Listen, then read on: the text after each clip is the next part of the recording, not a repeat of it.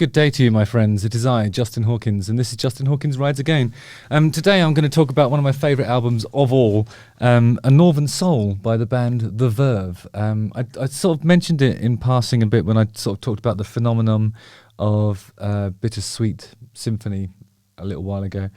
And some of you declared an interest in me waffling on the subject of this particular body of work. So I will do just that for your listening delectation. It's a great record, and I strongly recommend that you listen along as I describe each of these tracks, and perhaps you'll see me cry. I've often cried listening to this record. I think it's brilliant, and it's natural to do that as well.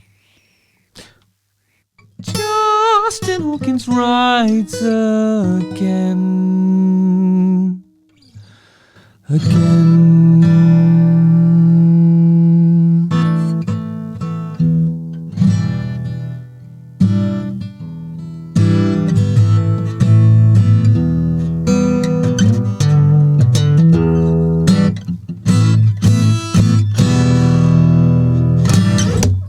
Right, so A Northern Soul.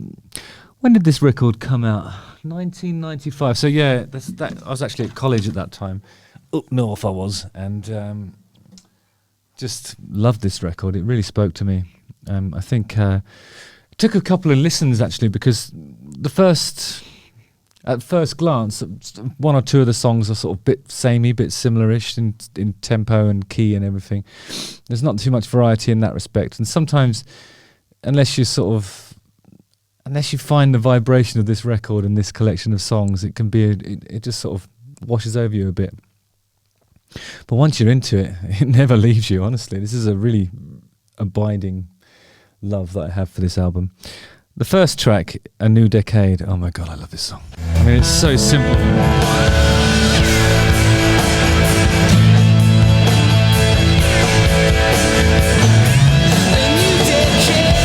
New decade, the radio plays the sounds we made, and everything seems to feel just right, coming through your lonely night.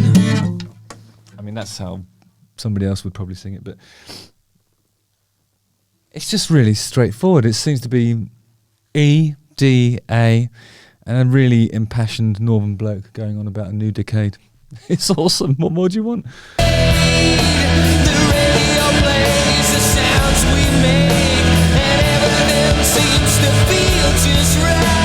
I think one of the things that sets Richard Ashcroft apart as a vocalist is his he's got this you've coming up and making your dirt. He's got this sort of slightly, it heads towards Brian Ferry a little bit in places. You know, he's a little bit faster. He's a faster wobbler than the likes of Liam and the other sort of big northern voices that you would expect him to be compared to. I think he's got something more, I don't know how to describe it, wobbly. That's it. That's the only way to describe it, actually. It's just a bit more wobbly. In a good way.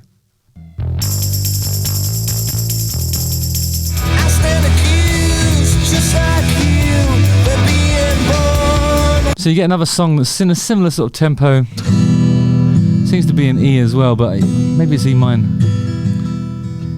I stand accused, just like you, being born without a silver spoon. Like that. Without a silver spoon. Spoon! He does a spoon! I like the way he chooses and that's the whole thing. I think that's a great singer knows when to do the wobble and when to just hold it.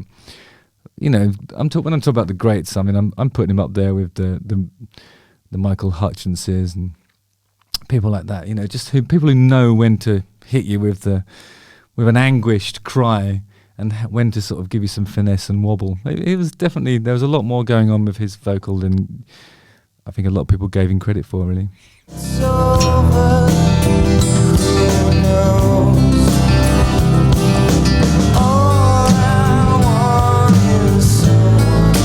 See, that's a great change there, isn't it? Tell me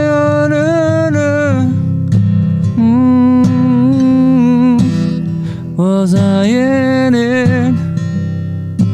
Oh,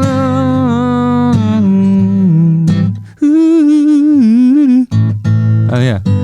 All I want is It's great. It's an interesting change. That's a sophisticated bit of songwriting, actually, isn't it?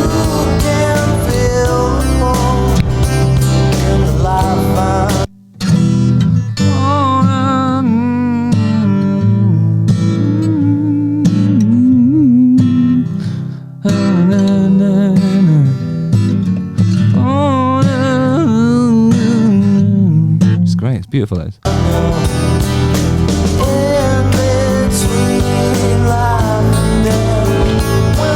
And when you listen to it properly, i.e. with headphones or through a reasonable stereo, you hear all this, additional percussion. It's a great production on this. I wonder who produced it, actually. Probably someone brilliant, wasn't it? I thought so. It was Owen Morris produced it, so he obviously produced a bit of the Oasis stuff as well. I don't know. He produced a lot of stuff in the 90s. Okay, so Owen Morris has worked with the likes of Oasis, the Fratellis, Ash, The View, Lozo. I've never heard of Lozo. What? Use the comment section. Tell me who they are. And the Verve.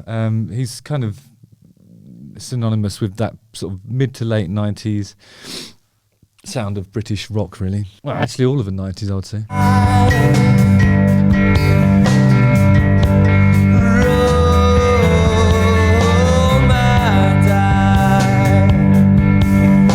So this is a record that sounds like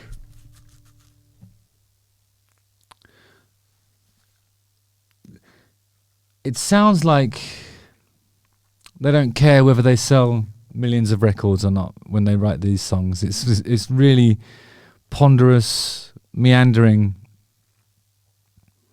but it's real, and I don't think it's it doesn't. None of it sort of sounds like, so far. I mean, we're nearly 5 tracks in now, and it doesn't sound like there's a hit on there. It just sounds like great songs, But it's not like there's no Bittersweet Symphony. There's no Drugs Don't Work.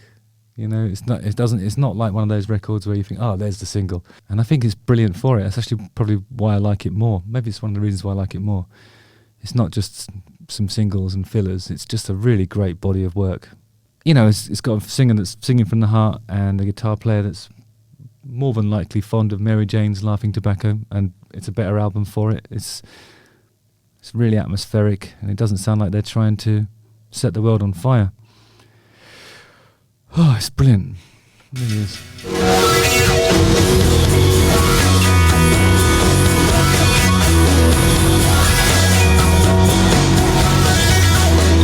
And this is the song where A Northern Soul itself is probably the song where they sound like the anti-U2 in a way. Okay, brainstorming.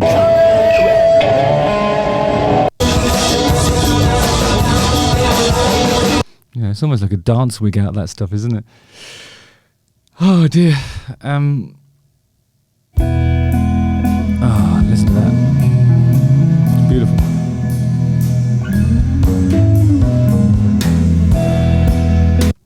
I saw the Verve, actually.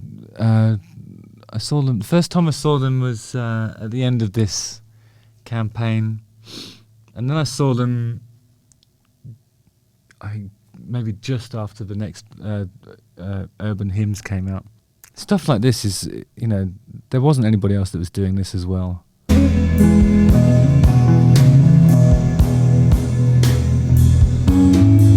This is jamming music. Is this what they call jamming music? I don't know. I just love it. Right, and this is the one where they threw the book at it production-wise, and it has an enormous orchestral arrangement. This is the song called History.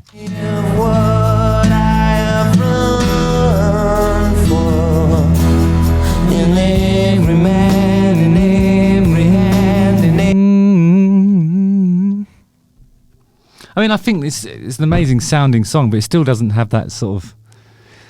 All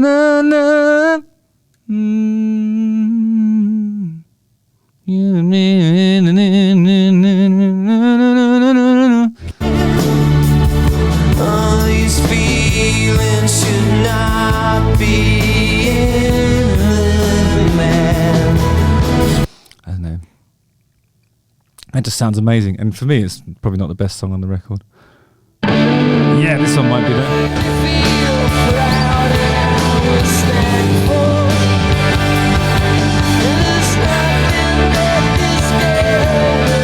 that riff is something like.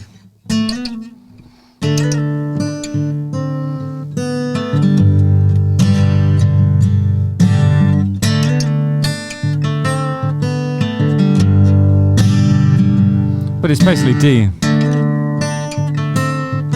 It's a G.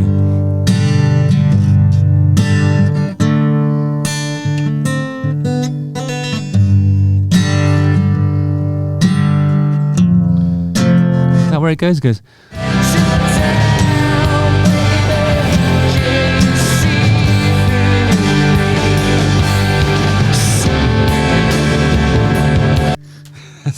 That's the chorus.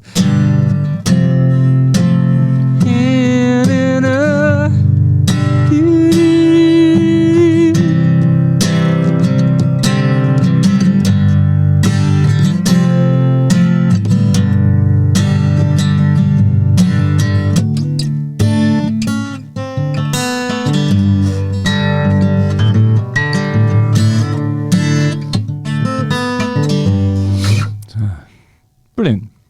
It's just not trying too hard. Here's my favourite song. Here is my actual favourite song on the record.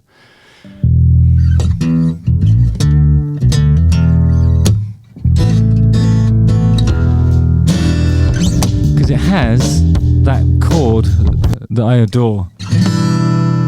E minor 7.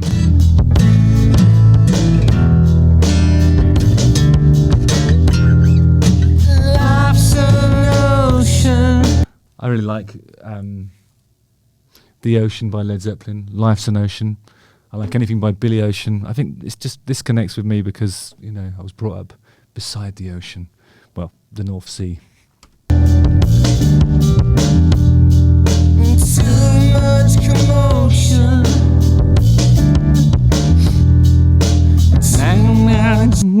Too much. This has got the lyric, imagine the future, woke up with a scream. I was buying some feelings from a vending machine. On the back of the Northern Soul, on the artwork was, I think it was one of the members of the band buying some feelings from a vending machine. Brilliant. So many atmospheric wig outs on this stuff, it's amazing. It's probably no coincidence that that's the thing that they stopped doing when they started having hits, you know. But that's what makes this album so beautiful. It's really them at the apex and the pinnacle of their sort of, I don't know, their flow, I think. And then when the hits came, I think it's a different band, really. So, I mean, still, they're great songs and everything, but this is the album for me. So listen to A Northern Soul by the Verve. It's fucking awesome, top to bottom. Really, really great. But you've got to listen to the whole thing and give it a couple of goes as well, because if it doesn't connect the first time, it definitely will second or third. It makes you feel a whole lot of things, and it's a really powerful record by a band that went on to do brilliant things, obviously, but this is the one.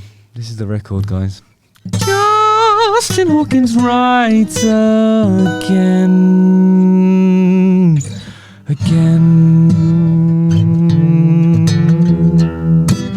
Oh, yeah.